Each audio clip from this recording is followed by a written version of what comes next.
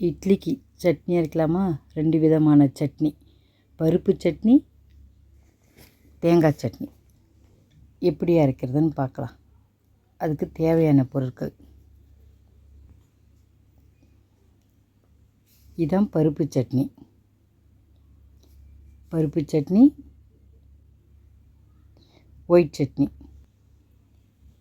இது உடச்சக்கல்ல இல்லாமல் சட்னி. இது ரொம்ப நல்லாயிருக்கும். உடச்சக்கல்ல வைக்கல. தேங்காய், பச்சை மிளகாய். இப்போ அதுக்கு தேவையான பொருட்கள் பருப்பு சட்னிக்கு தேங்காய், காஞ்ச மிளகா, உளுந்தம்பருப்பு, உப்பு.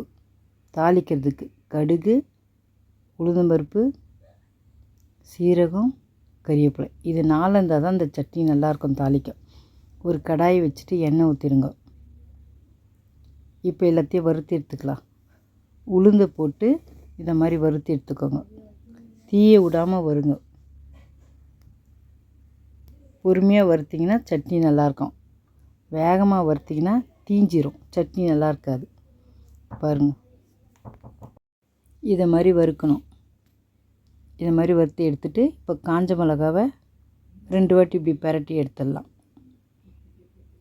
அவ்வளோதான். இதையும் இப்படி பண்ணி எடுத்துடலாம்.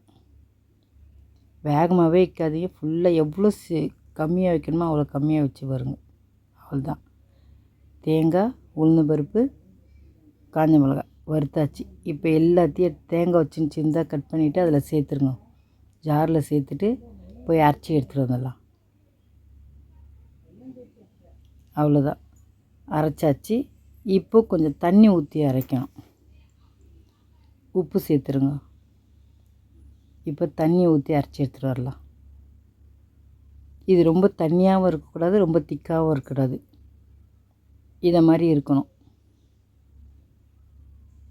பாருங்கள், நல்லா மழை அரைஞ்சிச்சு. இதை மாதிரி அரைச்சி எடுத்துகிட்டு வந்துடுங்க. இப்போ இதை எப்படி தாளிக்குதுன்னு பார்க்கலாம். ஒரு கடாய் வச்சுட்டு எண்ணெய் ஊற்றிடுங்க. எண்ணெய் ஊற்றி காஞ்ச பிறகு கடுகு போடுங்க. கடுகு பொரிஞ்ச உடனே இதை ஒரு கிண்ணத்தில் ஊற்றிக்கோங்க சட்னியை. கடுகு பொரிஞ்சிச்சு. அதுக்குள்ளே உளுந்து சேர்த்து வதக்குங்க. உளுந்து வெள்ளையாக இருக்கக்கூடாது. அது கொஞ்சம் கலர் மாறின உடனே தான் எடுத்து ஊற்றணும். பாருங்கள், நல்லா வதக்கிட்டே இருங்க. அவ்வளோதான், வதங்கிடுச்சு. இப்போது சீரகம் சேர்த்துருங்க. இதுக்கு சீரகம் தான் நல்லா வாசனை அடிக்கும் தாளிக்கிறது. கறிவேப்பிலை. இது 4மே இருந்தால் தான் இந்த சட்னி நல்லாயிருக்கும் சாப்பிட்றதுக்கு, தாளிக்கிறதுக்கு. அவ்வளோதான், தாளிச்சாச்சு. இப்போ எடுத்து அந்த சட்னியில் ஊற்றிடுங்க.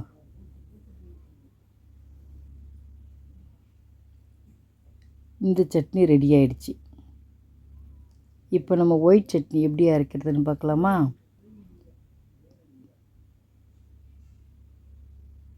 அவ்வளோதான். இப்போ ஒரு ஸ்பூனை போட்டு இந்த சட்னியை நல்லா கலக்கிடுங்க. இதை மாதிரி கலக்கணும். கலக்கி வச்சுக்கோங்க. இந்த சட்னி ரெடி ஆகிடுச்சு. இப்போ ஒரு தேங்காய், 2 பச்சை மிளகாய். இது ஒரே ஆளுக்கு தான் இந்த சட்னி அரைக்க போகிறேன். இது மாதிரி பொடிசாக கட் பண்ணிங்க. பச்சை மிளகாய் சேர்த்துட்டு உப்பு சேர்த்துருங்க.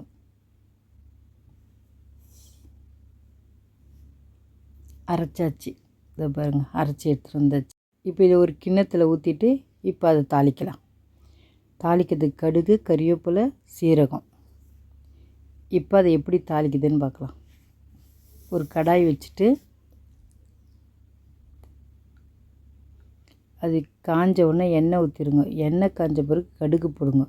கடுகு பொரிஞ்ச உடனே தான் சீரகம் சேர்க்கணும். இப்போ சீரகம் சேர்த்துருங்க. இப்போ கறிவேப்பிலை.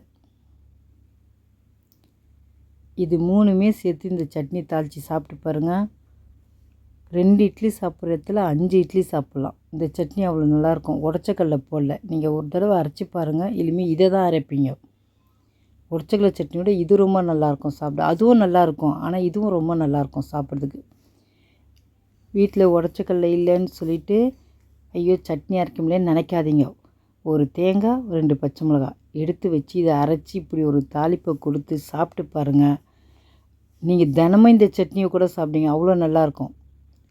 இதில் கொஞ்சம் காரம் தூக்கலாக இருந்ததுன்னு வச்சிங்களேன், இன்னும் ரொம்ப நல்லாயிருக்கும் இந்த சட்னி. இது காரம் கம்மியாக இருக்கும். நீங்கள் ஒரு மிளகா எக்ஸ்ட்ரா வச்சு அரைச்சி பாருங்கள். அந்த காரத்துக்கும் அந்த இட்லிக்கும் ரொம்ப நல்லாயிருக்கும் இந்த சட்னி. தோசைக்கும் ரொம்ப நல்லாயிருக்கும் இந்த சட்னி.